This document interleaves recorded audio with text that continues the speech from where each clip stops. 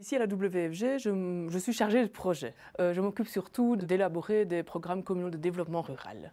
Il y a différentes étapes. On commence toujours avec une analyse de la situation existante, qu'on essaie de compléter par les avis des habitants, puisque c'est un processus qui est vraiment co-géré avec la population locale. Donc il y a vraiment un processus de participation qui est mis en place.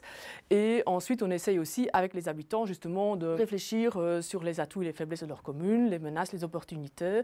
Et puis ensuite, dans un troisième stade, on essaie de définir avec eux aussi les objectifs de développement, comment notre commune, enfin comment leur commune peut se développer dans les 10 années à venir. La phase de sensibilisation est très importante. Elle se fait par ce qu'on appelle donc les infoconsultations, où on présente le diagnostic du territoire et on essaie justement de sensibiliser les gens aux spécificités de leur territoire. Puisque souvent, au fait, les habitants connaissent très mal leur territoire, ils connaissent très bien leur village. Le village d'à côté, ils le connaissent déjà beaucoup moins bien. Ils connaissent très peu aussi les évolutions de leur commune, la situation de la commune par rapport aux communes voisines. Donc pour nous, c'est toujours un moment très important de leur présenter les premiers résultats du diagnostic. On essaie de décrire, d'analyser en fin de compte le fonctionnement de la commune à travers vraiment toutes les thématiques possibles et imaginables, l'environnement, la nature, le paysage, la démographie, l'économie, le tourisme, la mobilité.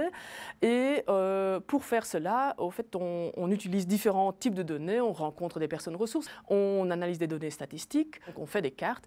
Donc on essaie vraiment de mettre tout cela ensemble pour bien expliquer comment fonctionne la commune. Ici, c'est une carte qui reprend les réserves naturelles. On peut les localiser au niveau de la commune. Donc ici, par exemple, c'est une grande commune et on remarque que quasiment toutes les réserves naturelles sont situées dans le nord, qu'il y en a très très peu à proximité des villages. Et donc ça, c'est des informations importantes aussi qu'on doit intégrer dans notre analyse.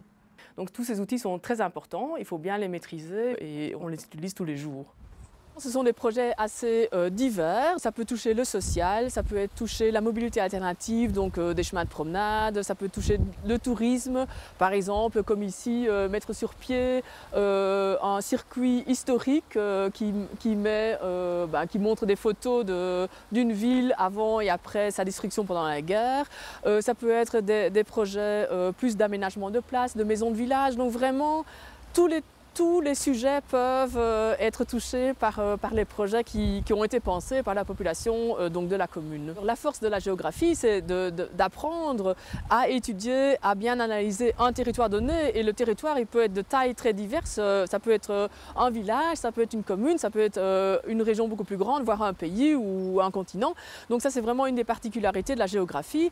Et je pense aussi, un des apports du géographe, c'est aussi par rapport à la population qui vit dans la commune tous les jours, c'est d'apporter le regard extérieur.